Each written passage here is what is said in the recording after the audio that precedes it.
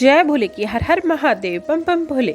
आज मैं आपको सुख सागर 10वें स्कंद का 48वां अध्याय सुना रही हूँ। सहज सुहावन श्याम को कुब्जा संग विहार, गए श्याम अक्रूर घर ताको हित विचार। सुनिए।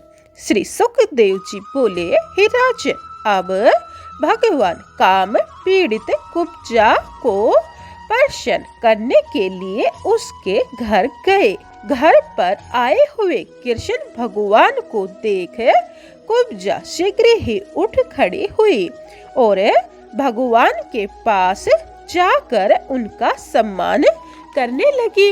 उद्धव जी भी भगवान के साथ थे, अतः कुब्जा ने उनका भी यथाविधि सत्कार सम्मान किया। कुब्जा से सम्मानित उद्धव जी आसन पर न बैठकर उससे हाथ लगाकर नीचे धरती में ही बैठ गए। भगवान कृष्ण तो कुब्जा के शयन स्थान पर ही विराजमान हो गए। कुब्जा स्नान, चंदन के उबटने, सुगंधित तेल, इत्र आदि के लगाने से एवं वस्त्र, आभूषण, माला, तांबुल आदि से अपने को भगवान के योग्य बनाकर लज्जा के सहित मंद मंद मुस्कुराती हुई कृष्ण भगवान के पास आई। भगवान कृष्ण ने नवीन संगम की लज्जा से लज्जित तथा शंकित हुई उस कुब्जा को हाथ से पकड़कर सैया पर बैठा लिया और उसके साथ रमन यानी विहार करने लगे। हे नर्प, इस प्रकार मोक्ष देने वाले कृष्ण भगवान को कुब्जा ने दोनों भुजाओं से चिपटा कर बहुत दिनों के काम ताप को शांत किया। भगवान के चरणों को सूंघ कर तथा कामग्नि से तपे हुए कूचों पर रख कर उससे अपनी काम पीड़ा को निवृत्त किया। तनिक से चंदन के देने के पुण्य से प्राप्त हुए मोक्ष प्रद परम दुर्लभ भगवान हरि से अभागी कुब्जा ने यह मांगा, हे श्याम, कुछ दिन यहाँ रह कर मेरे साथ विहार करो, मैं तुम्हें छोड़ नहीं सकती। हरि भगवान उनको वर देकर उद्धव जी के सहित अपने घर चल दिए। हे नर्प, बड़ी कठिनता से आराधना करने योग्य विष्णु भगवान को प्रसन्न करके जो पुरुष विषय सुख मांगता है वह दुर्बुद्धि मूर्ख ही है।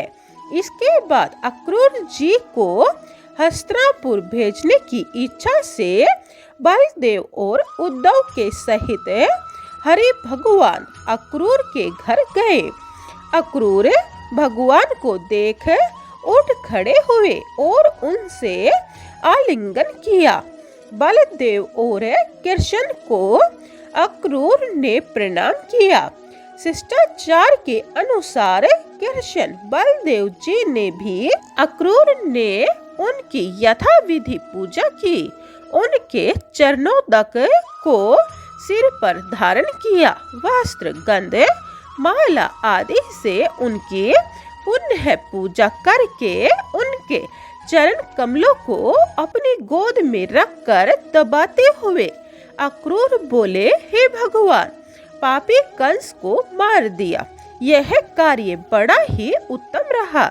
इस यादव कुल को आपने तुरंत दुख से उबार लिया। इस प्रकार की अनेक स्तुति करते हुए अक्रूर जी फिर से कहने लगे, हे भगवान, आज हमारे घर पवित्र हो गए, जो कि सर्वदेव स्वरूप आप हमारे घर पर स्वतः ही पधारे हैं। बड़े बड़े देवता तथा ऋषि महर्षि भी आपको नहीं जान सकते, वही आज हमारे दृष्टि गोचर हो रहे हैं। इससे बढ़कर हमारा परम सौभाग्य और क्या होगा। हे हरि भगवान, अब आप स्त्री पुरुष, ग्रह, धन आदि बंधन वाली मेरी इस माया को नष्ट करो। इस प्रकार भक्त अक्रूर की स्तुति से प्रसन्न होकर हरि भगवान अक्रूर को मोहित करते हुए बोले, हे अक्रूर जी, तुम तो हमारे बड़े हो, पैतृव्य हो, हम तो आपके बाल बच्चे हैं, अतः हम आपके द्वारा पोषण करने योग्य तथा दया करने योग्य हैं। अपना श्रेय चाहने वाले मनुष्य को चाहिए कि आप जैसे महात्माओं की सेवा करें। तीर्थ और देवता तो बड़े समय में जाकर कई मनुष्यों को पवित्र करते हैं, किंतु साधु महात्माओं दर्शन से ही पवित्र कर देते हैं। हे अक्रूर जी, आप हमारे सभी 100 जनों में श्रेष्ठ हैं, अतः पांडवों के कल्याण के लिए तथा कुशल क्षेम लेने के लिए हस्तिनापुर जाओ।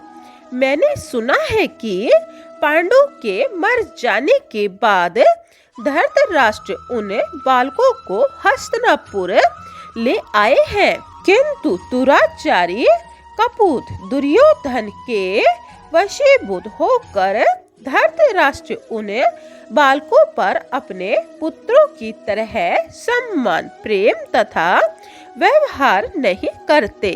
अतः आप जाइए और वहां जाकर देखिए कि पांडु पुत्र सुख में है या दुख में है। तुम्हारे आ जाने पर जैसा उचित होगा वह उपाय करूंगा। हे राजन, अक्रूर को हस्तिनापुर जाने की आज्ञा देकर भगवान बलदेव जी और उद्धव जी के सहित अपने घर को चले गए। बोलिए कृष्ण भगवान की जय। 48वां अध्याय समाप्तम। जय भोले की। 49वां अध्याय यह आप दूसरी वीडियो में सुने। जय भोले की। हर हर महादेव। बम बम भोले।